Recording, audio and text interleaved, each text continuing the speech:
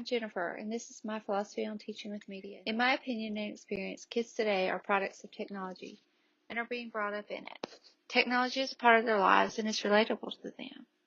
Therefore, the value of technology and media in the classroom is that it needs to be embedded in curriculum and incorporated into my best practices. Some ways technology is used offer students a view into cultures and worlds they may never lay their eyes on. Some ways you can do this is with virtual field trips. Virtual field trips give kids a way they can see foreign architecture, famous landmarks, they can experience topography and get geographic perspective in many other cultures. As a teacher, I can find videos that enhance content instruction. Sometimes a visual representation or multimedia element can go a long way to make relevant connections and resonate with visual learners. There is evidence that some kinds of videos can positively impact development through memory, creativity, critical thinking, and problem solving. Students can insert multimedia elements into presentations because text only can be boring, non-interactive, and definitely disengaging. Using multimedia can engage students, it can pique their interest, and even hold their attention better.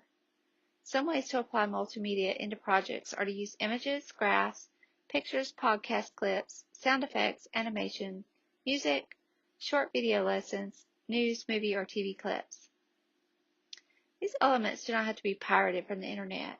Students can create these things from their own research or their own graphics they create themselves. Presentations will already be a necessary part of assessment in my classroom, so using different kinds of media into these presentations can make learning more meaningful, which means they will be more engaging and students will be more engaged. Textbooks and other classroom material can be delivered electronically as well, as they can do experiments and more complex labs can be performed online or in virtual labs. But by delivering textbooks online, students can have access to the material. They can download content onto their devices that can be accessed anytime, anywhere. I can use technology and media for communication with fellow staff, students, and parents. It's of great value in this respect since information can be delivered quickly and efficiently. Email and classroom web pages are a great way to share class rules and expectations, upcoming assignments, due date reminders, information about current changes in the schedule, and announcing needs and events. Online calendars can also be made available, especially when used with programs like Outlook or Google. Due dates and assignments can be embedded into those calendars so that both parents and students have quick access and easy access to tasks and current class happenings. Technology can bring into the classroom virtual manipulatives. Students can use these manipulatives to illustrate area, parameter, and rational concepts in math and in science. Virtual manipulatives can be used to show DNA structure and the parts of matter that make up elements. Students can be encouraged with technology to show their creative side by building a student portfolio or a blog where they can display their work and ideas.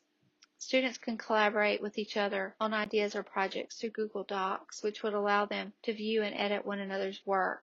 Technology can even be used in the classroom to monitor student behavior by using things like countdown clocks and noise meters. By using these things, students become aware and they start to self-monitor without me having to take the time to quiet the class so that instruction can occur.